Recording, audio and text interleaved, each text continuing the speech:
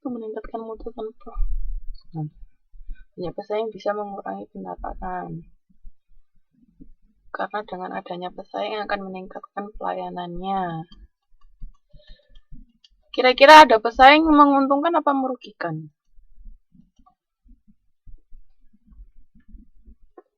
Kita bicara untuk perkembangan industri jasa ya. Bukan untuk individual perusahaan jasa, tapi perkembangan secara keseluruhan perusahaan jasa. Untung apa rugi?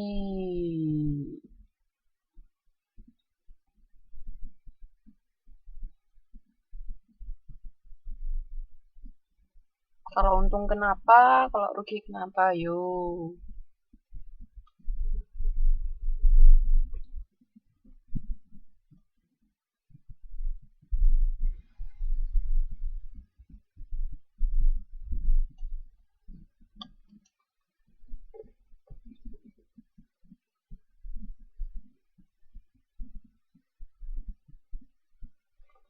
Ini sudah pada bisa dengar semua, tah?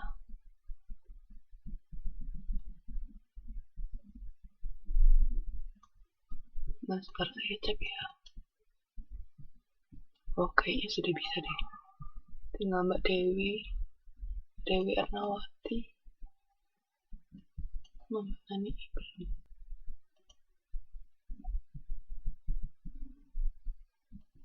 Serak-serak.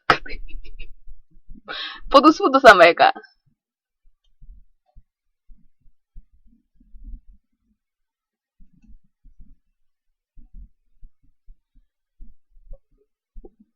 Iya, jadi kalau dari sisi perkembangan perusahaan jasanya tuh sebenarnya dengan adanya pesaing tuh menguntungkan karena apa? Semakin banyak pesaing kan berarti jasa industrinya semakin maju.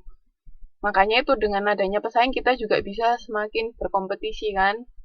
Gimana caranya kita nggak kalah sama pesaing, jangan sampai kalah. Nah, dengan banyaknya pebisnis baru di industri jasa itu makanya industri jasa itu semakin berkembang. Oke? Kalau teknologi,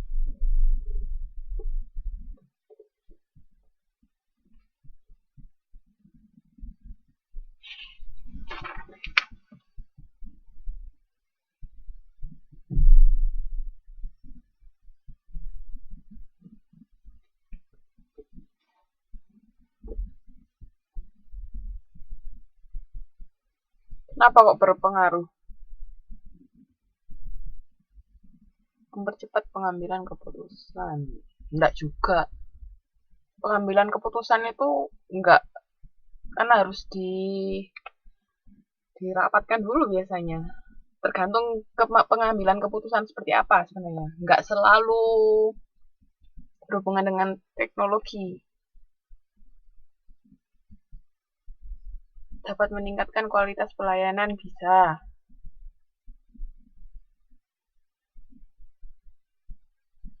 Dengan ini. Kayaknya kalau untuk perjanjian nggak mungkin juga. Kalau misalnya mau ada kerjasama ya Mbak yang butuh perjanjian dua belah pihak, kayaknya kalau melalui internet mungkin untuk uh, mengadakan perjanjian bisa, tapi untuk misalnya persetujuan perjanjian biasanya face to face Mbak Siti.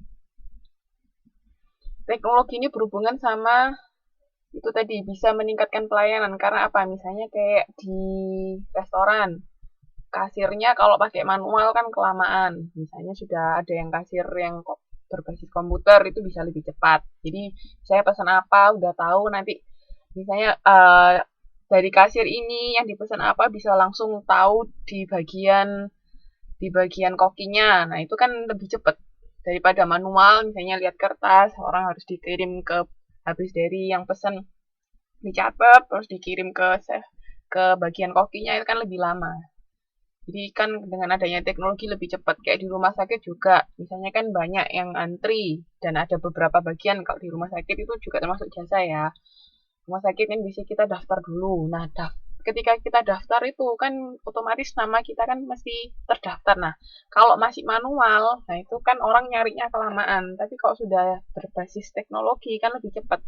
andai kata misalnya next time datang lagi ke rumah sakit, ya walaupun kita nggak mau kan sakit, tapi kan siapa tahu mungkin ke depannya bisa lebih cepat, tinggal diketik namanya sudah keluar, oh data pasien ini seperti ini, dulunya pernah sakit ini. Nah, itu kan dengan adanya teknologi semua bisa lebih cepat dan kualitas pelayanan bisa ditingkatkan.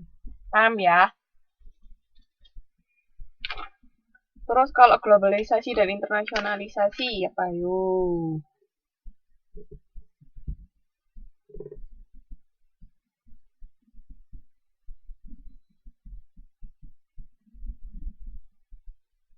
Sekarang kan zaman globalisasi itu artinya kita kalau pengen expand bisnis kita ke luar negeri itu lebih gampang.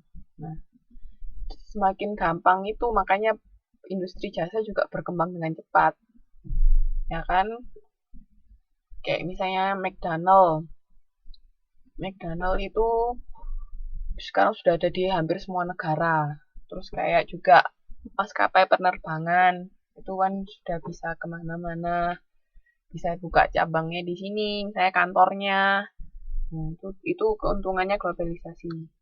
Terus kalau ekonomi itu yang berpengaruh itu biasanya tingkat inflasinya ya, tingkat mata uang. Sekarang rupiah sedang anjlok. Ada yang mengikuti perkembangan nilai tukar rupiah nggak?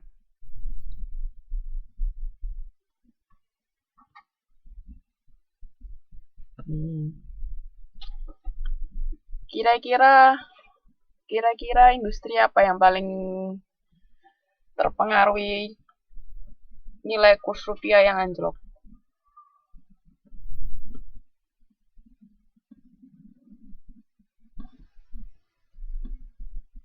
Sembako? Kenapa kok sembako?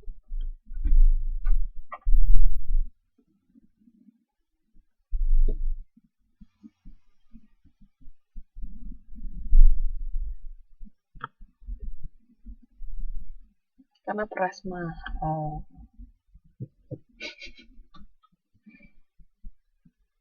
Oke. Nah, yang lain? Yes, semua mahal. Tapi sebenarnya di Taiwan kan lebih mahal lagi. Kalau untuk bahan-bahan makanan seperti itu.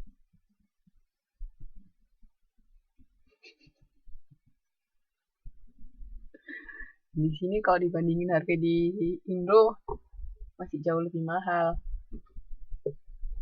Kira-kira apa? Ada lagi nggak yang paling terpengaruhi? Minyak minyak dunia bisa sih terpengaruhi, cuma ini kan di Indo juga kebetulan ketika minyak turun kan harganya juga waktu itu sempat naik. Jadi nggak terlalu juga tergantung kebijakan pemerintah juga sebenarnya kalau untuk itu. Mm-mm. Maksudnya yang di Indo yang kerasa apa kira-kira? Yang tahu nggak?